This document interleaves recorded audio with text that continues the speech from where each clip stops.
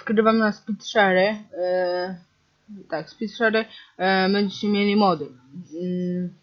Będziecie mieli mody.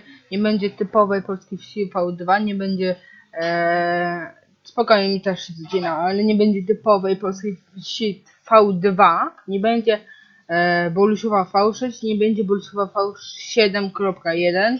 Macie, ja tam dam wam linka, o ile znajdę, powinienem znaleźć, do pobrania.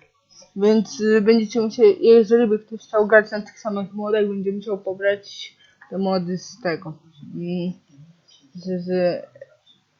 Z opisu, tam powinienem podać.